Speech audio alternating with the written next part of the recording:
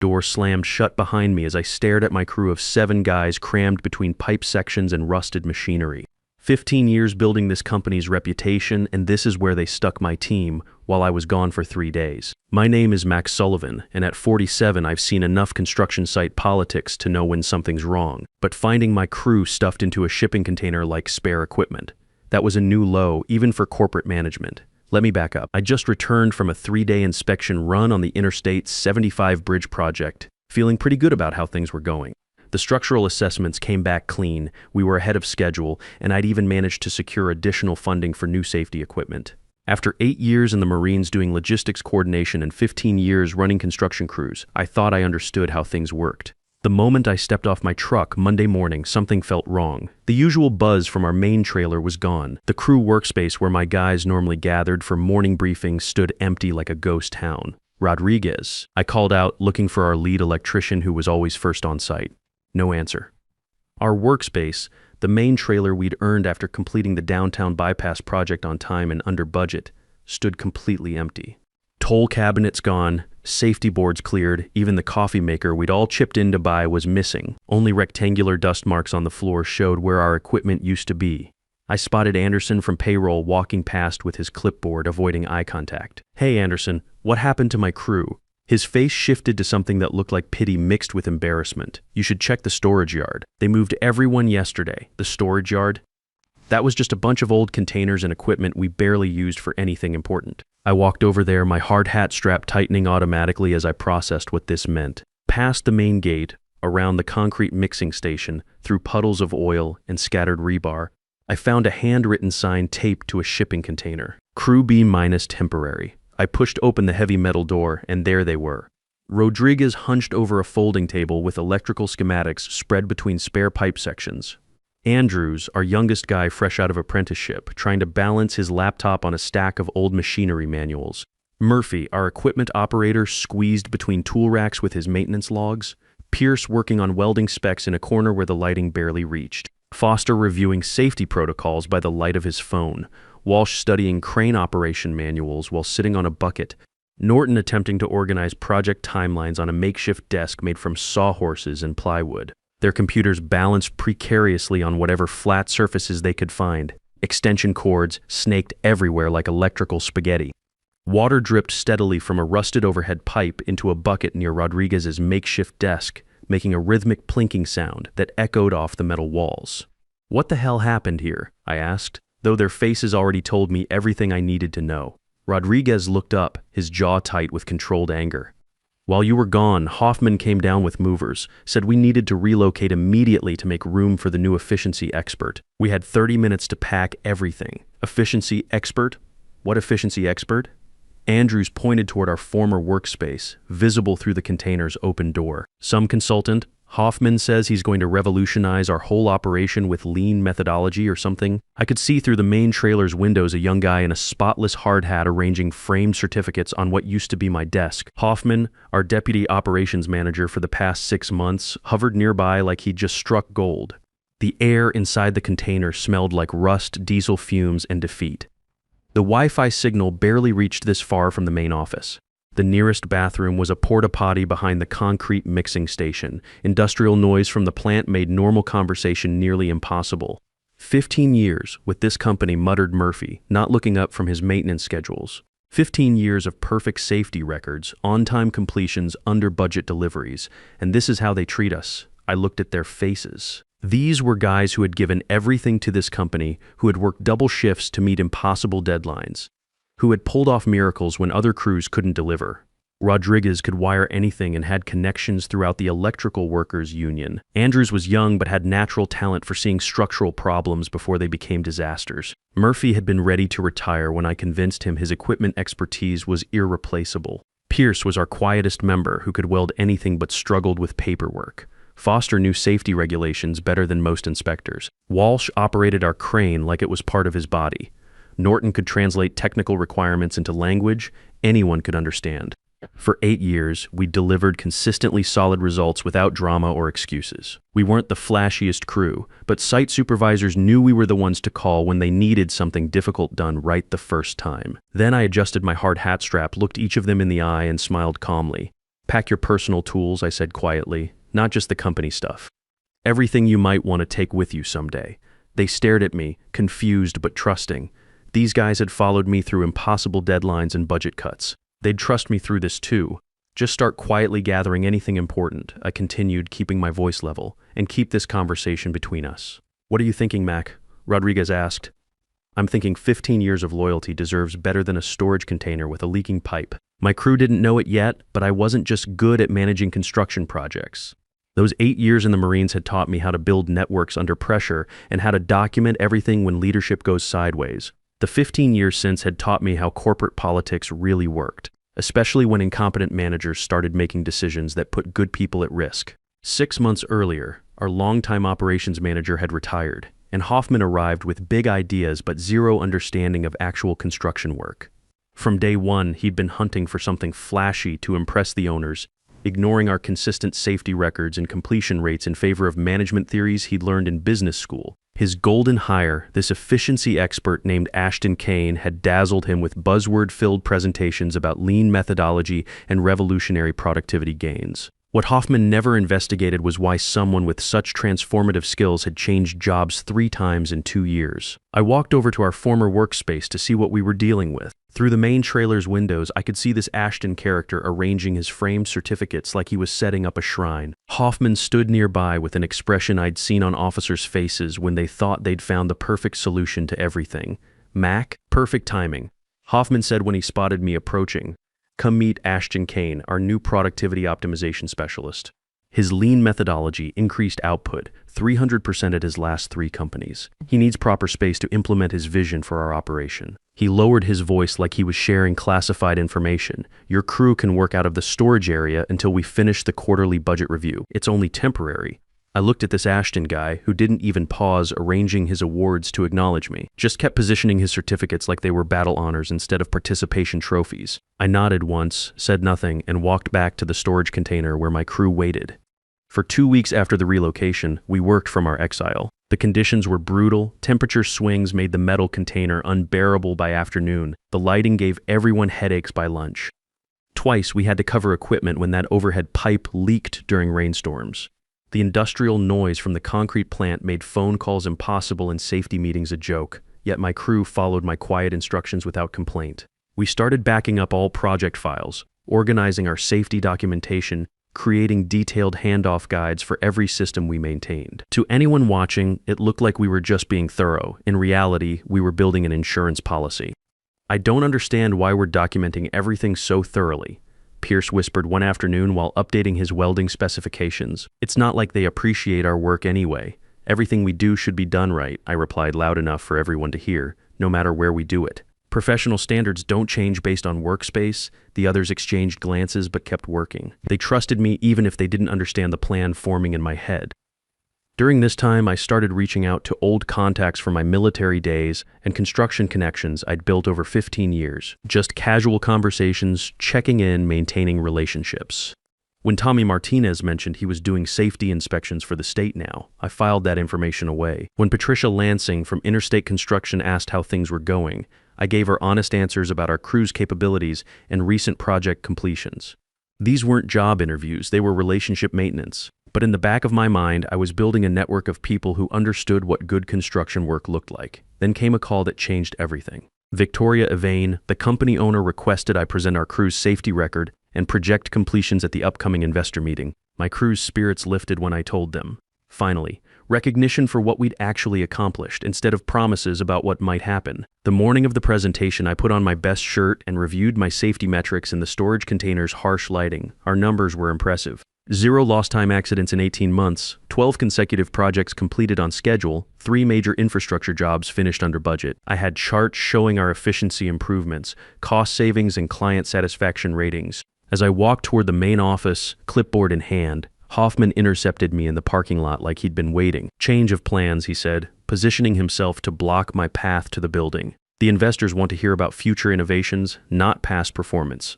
Ashton will present instead." "Victoria specifically requested our safety metrics," I said, keeping my voice level. His smile didn't reach his eyes. "I spoke with her this morning. She agrees my approach makes more sense for this audience." The board needs to hear about where we're going, not where we've been. Revolutionary methodology, transformative processes, that's what gets investors excited. He gestured toward the storage container. You can head back to your workspace. We'll handle this. I looked at him for a long moment, adjusting my hard hat strap while I processed this information. Then I nodded and walked back to tell my crew that our presentation had been canceled in favor of Ashton's theoretical improvements. Their faces fell when I delivered the news. Andrews actually pulled up a resignation letter he'd been working on, the cursor blinking in the submit field of his email. "So this is it?" he asked. "We're just giving up?" "Not yet," I replied steadily. "Keep documenting, keep backing up files, keep doing good work." Later that day, word spread through the company that Ashton's presentation had bombed spectacularly. The investors had asked basic technical questions about construction processes that he couldn't answer, exposing his shallow understanding of our actual business. They'd wanted to know about safety protocols, equipment maintenance schedules, and project management systems. Ashton had responded with buzzwords about optimization and efficiency curves. Hoffman had attempted damage control by promising that our crew would implement the new concepts despite our apparent resistance to innovative thinking. That afternoon, Hoffman visited our container looking suddenly friendly, like nothing had happened. "Good news," he announced to the cramped space. "We're considering moving you back to the East trailer. It's smaller than your old space, but still much better than this temporary arrangement." The East trailer was barely an upgrade from the storage container, and everyone knew it. The message was clear. We were still considered less valuable than the consultant with the fancy certificates. "Thank you for considering our situation," I said, which surprised my crew who expected me to tell Hoffman exactly what I thought of his generous offer. But I had bigger plans than arguing about trailers. 2 days later, I made a phone call that would change everything. Tommy Martinez had been in my unit in Iraq, where we'd learned to watch each other's backs when command made questionable decisions. Now he was doing safety inspections for the state, and when I mentioned our current working conditions, his voice got very serious very quickly. "You're telling me they've got 7 guys working in an unventilated storage container with exposed electrical hazards, no emergency exits, and a leaking pipe overhead?" I confirmed. "Mac, that's not just poor management, that's multiple OSHA violations. I can have an inspection team there by Friday. Just happen to be in the neighborhood, right?" "Exactly. Random safety inspection. Happens all the time." The next day, I invited Tommy to tour our facility. I timed our visit perfectly for when I knew Hoffman would be showing Ashton around to potential clients from Interstate Construction. Patricia Lansing had mentioned they were looking for subcontractors on a major highway project. "Mac," Hoffman called out when he spotted us near the main office. His voice had that forced enthusiasm of a man trying too hard to impress everyone. "Perfect timing. Come meet the team from Interstate Construction. They're very interested in Ashton's lean methodology." I approached with Tommy beside me, both of us in our standard hard hats and safety gear. "This is Tommy Martinez, State Safety Inspector. He's doing a routine facility inspection today." Hoffman's smile faltered slightly, but he recovered and eagerly introduced Tommy to Ashton, who immediately launched into his rehearsed speech about eliminating waste, optimizing workflows, and revolutionary productivity improvements through strategic workspace allocation. "Fascinating approach," Tommy said when Ashton finished his presentation. "You've implemented this successfully at other companies?" "Absolutely. My methods improved productivity dramatically at my previous companies. Rocky Mountain Construction saw 300% efficiency gains in 1 quarter. "Rocky Mountain Construction," Tommy repeated, pulling out his phone to check something. His face went serious. "I conducted the safety audit there last year. They recorded significant project delays and 3 serious injuries during your tenure. In fact, they're facing substantial OSHA violations partially related to the workspace reconfigurations you implemented." The conference room went silent except for the hum of the air conditioning. Ashton's confident expression crumbled like a foundation with poor concrete. "There must be some confusion," Hoffman began, his face flushing. "No confusion," I said calmly. "Tommy's here because I filed a safety complaint about our current working conditions. My crew's been working in an unventilated storage container with inadequate lighting, no proper emergency exits, exposed electrical hazards, and structural water damage." I turned to the Interstate Construction representatives, who were now looking very uncomfortable. "You might want to verify those OSHA violations Tommy mentioned before considering any partnerships, due diligence and all that." The potential clients immediately began gathering their materials, making polite excuses about needing to get back for other meetings. Within minutes, they were gone, leaving behind only the echo of opportunity walking out the door. Tommy spent the next 2 hours documenting violations throughout our workspace areas. The storage container alone generated 8 separate citations. He also found problems with our temporary electrical setup, inadequate ventilation systems, and improper storage of hazardous materials. This report goes to your insurance company and the state labor board, he told Hoffman, who looked like he was watching his career disintegrate in real time. You've got 48 hours to bring everything into compliance before I shut down operations. After Tommy left, Hoffman cornered me near the container, desperation replacing his usual arrogance. Wait, he said, his voice cracking. The East Trailer renovation starts tomorrow morning. I'll match whatever salary offers you've received. Double overtime rates, full benefits review. I looked at him with the same calm expression I'd maintained since finding my crew in the storage container. Too late, Hoffman. Please, Mac. I made a mistake. I see that now. What will it take for you to stay? I adjusted my hard hat strap while considering his question. You know what? 8 years in the Marines taught me about leadership. True character reveals itself not when everything's running smooth, but in how you treat people when resources are tight and pressure's high. You showed us exactly who you are when you put my crew in that container.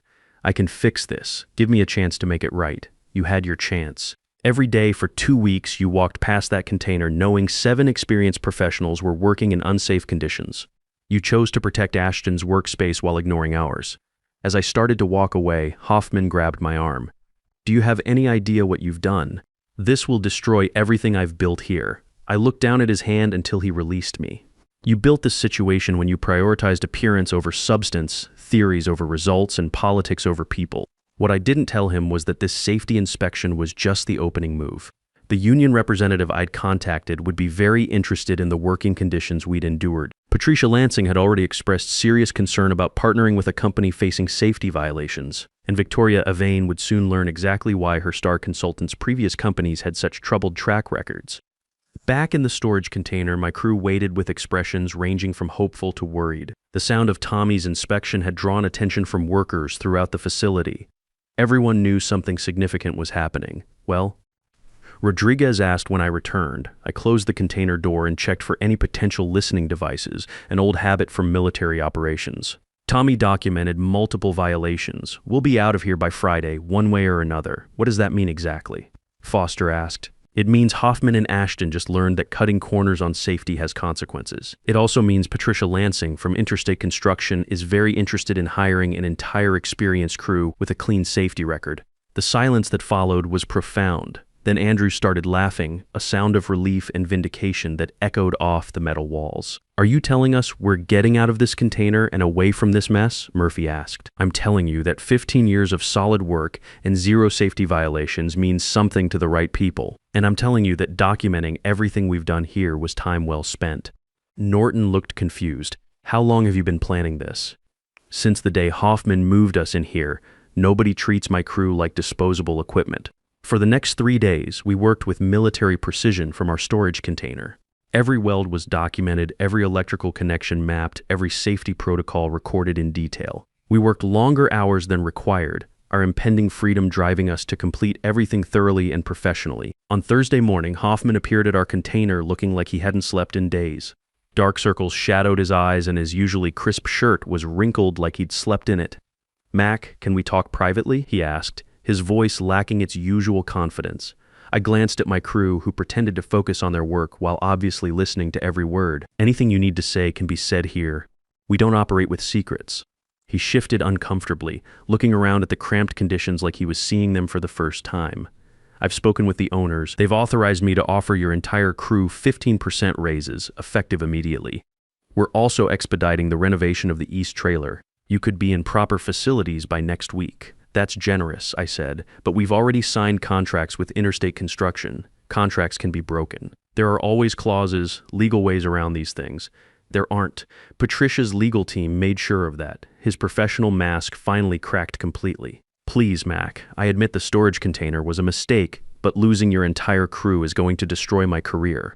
The safety report comes out Friday, and if I have to announce that our most experienced team resigned, for a moment I almost felt sorry for him. Almost. The container wasn't a mistake, Hoffman. It was a choice. You chose to protect Ashton's theories over our proven results. You chose appearances over substance. Now you have to live with those decisions. He left without another word. shoulders slumped like a man carrying weight he couldn't handle. Friday morning brought Tommy's official safety report and the union's formal grievance filing. By noon, both Hoffman and Ashton were gone, their security badges deactivated, and personal items boxed up. By closing time, Victoria Evane had left me a voicemail requesting an urgent meeting. Saturday morning, I sat in Victoria's office while she reviewed the safety report and union documents. Her corner office had floor-to-ceiling windows overlooking the city, a stark contrast to the storage container where my crew had worked for 2 weeks. "Hoffman's gone," she said, without preamble. "So is his consultant. The board met in emergency session last night, I heard." She studied me across her desk. "I also heard you've taken a position with Interstate Construction. All of you, we have. Patricia Lansing called me this morning. She's proposed something unusual. A collaboration between our companies with your crew splitting time between both operations. Shared projects, combined expertise, industry partnership model." I adjusted my hard hat strap, processing this unexpected development. What kind of collaboration? The kind where both companies benefit from your team's experience, where safety standards get elevated across the industry, and where good people don't get lost because of bad management decisions. And you're interested in this arrangement. I'm interested in not losing the crew that's delivered our best safety record and most consistent results for 8 years. I'm also interested in making sure what happened to you never happens to another team here. What are you offering? Operations director position, reporting directly to me. Full authority over workplace safety and crew management. Your team gets proper facilities, proper respect, and proper compensation. The collaboration with Interstate gives everyone security and options. Monday morning, my crew and I started our new arrangement. Half the week at our renovated facilities with Victoria's company, half the week at Interstate with Patricia's operation. Both companies invested in upgraded safety equipment, proper workspaces, and training programs. The collaboration model worked better than anyone expected. Within 3 months, both companies saw improvements in safety ratings, project completion times, and worker satisfaction. Industry publications started writing about our partnership as a new model for construction cooperation. 6 months later, the arrangement had become a case study taught in business schools. The safety protocols we'd developed were being adopted by companies across the region. Our split crew model had inspired similar collaborations in other industries. Hoffman found work at a smaller company in a reduced role, managing projects instead of people. Ashton reinvented himself as a workplace culture consultant, still selling theories to anyone willing to listen, but now with a trail of documented failures that made due diligence easier for smart employers. My crew now works in bright, well-ventilated facilities at both companies.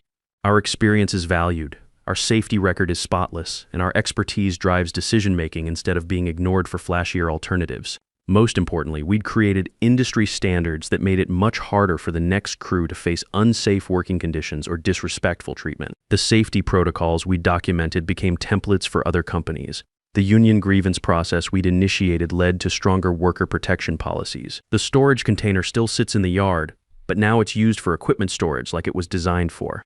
Sometimes I walk past it and remember those 2 weeks when my crew's worth was measured by how little space management thought we deserved. The best revenge isn't destroying the people who wronged you. It's building something better from the situation they created, something that protects others from facing the same disrespect and neglect. If you've ever found yourself stuck in a storage container, literally or figuratively, remember that documenting everything, building relationships, and standing up for what's right isn't just about your own situation. It's about the crew that comes after you, the workers who deserve safe conditions and fair treatment, and the industry standards that protect everyone. Sometimes the most important battles aren't won by tearing down bad systems, but by building better ones that make the old problems impossible to repeat. That's not just workplace justice. That's how you change an entire industry. One safety protocol and one respected crew at a time.